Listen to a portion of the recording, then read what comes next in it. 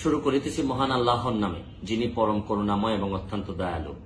কিছুক্ষণ ধরে প্রথম আলোর হেডিং এ দেখলাম ওরা একদম লিড নিউজ করে রাখছে যে ব্যারিস্টার সুমনের সমালোচনা হচ্ছে কি কারণে, যে ঈদে যে প্রধানমন্ত্রীর উপহার এর মধ্যে 550 শাড়ি এবং লুঙ্গি মিলে ছিল, এর মধ্যে 2টা লুঙ্গি ব্যারিস্টার সুমনের 2 বন্ধুর বউকে দেয়া হয়েছে এবং এই বন্ধুর বউরা বন্ধুরা এই শাড়ি ফেরত দিয়ে 2জন গরিবকে দিয়ে দিছে। কারণ বন্ধুর বউরা দাবি করতেছে যে তারা গরিব না, তারা এই জন্য এই শাড়ি নেয়নি, তারা দিয়ে দিছে। এবং যেহেতু ওই 2 বন্ধু যেহেতু ফেসবুকে এইটা দিয়েছেন, এই জন্য এইটাকে তারা লিড করে প্রথম আলো দিয়েছেন।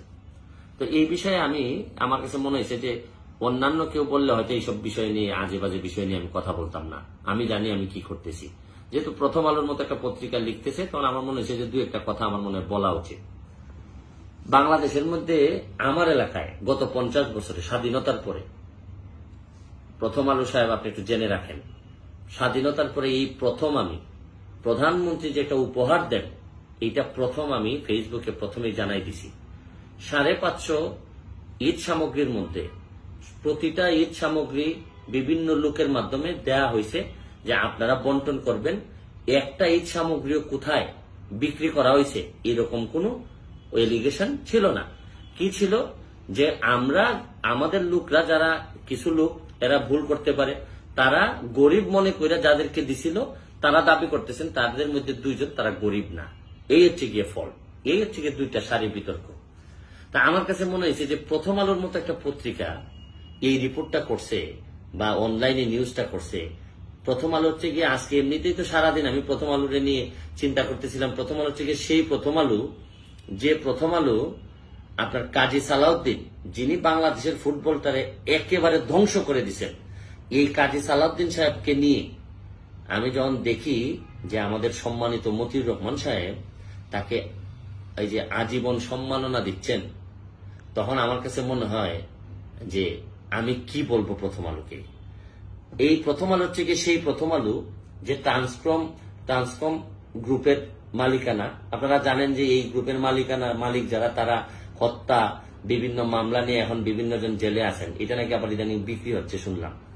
তো এই প্রথম আলো আপনার মানুষ তো কোনো জায়গায় গিয়ে মনে করে যে তারা অন্তত সমাজের ভালো করবেন।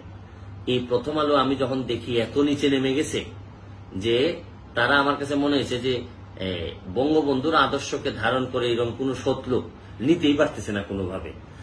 আমি প্রথম আলোকে আরেকটা কথা বলি।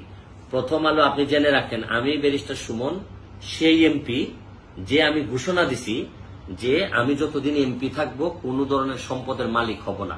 আমি 9.5 লাখ টাকা নিয়ে আমার এইবারের নির্বাচন করছি। আমি ঘোষণা দিছি আগামীবার যদি 5 বছর পরে নির্বাচন করি তাহলে আমার সম্পদ এই 9.5 লাখ টাকার মতোই থাকবে। ইভেন ব্যারিস্টার হিসেবেও আমি যা ইনকাম করব সব আমার এলাকায় আমি দিয়ে দিব।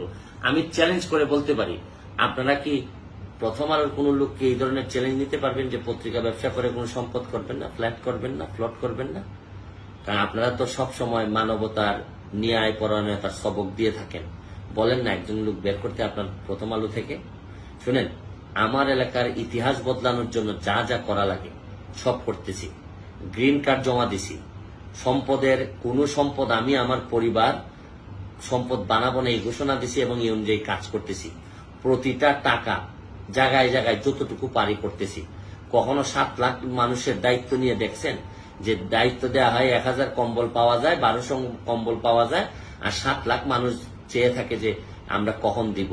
450-500 শাড়ি দেয়া হয়, এর মধ্যে আমার মানুষ থাকে মিনিমাম 3-4 লাখ মানুষ চেয়ে থাকে যে আমি তাদের সবাইকে কিছু না কিছু উপহার দিব। গতকালকে আমার এলাকায় যে পরিমাণ তুফানে যে পরিমাণ ক্ষতিগ্রস্ত হয়েছে, আমার কাছে আছে মাত্র 100 বান টিন, অথচ আমার লাগবে আরো কত বান টিন। এর মধ্যে আমি এমপি হিসাবে সব দায় আমি নিতে পারি? আমার এই বন্টন প্রক্রিয়াতে কে কারে দিচ্ছে না দিচ্ছে সবকিছু খেয়াল রাখি। তারপরও কাউরে গরিব মনে করে একটা শাড়ি যদি কেউ দিয়ে থাকে আর উনি যদি গরিব এটা অস্বীকার করেন, এটাও আপনারা যখন লিড নিউজ করেন তখন আমার লজ্জায় আমার কাছে মনে হয় যে আপনারা এই যে আসলে আপনারা কোনোভাবেই বাংলাদেশের ভালো চান না। বাংলাদেশের ভালো চাইলে বাংলাদেশের যে মানুষগুলা সম্ভাবনাময়ী, যে মানুষগুলা ভালো থাকে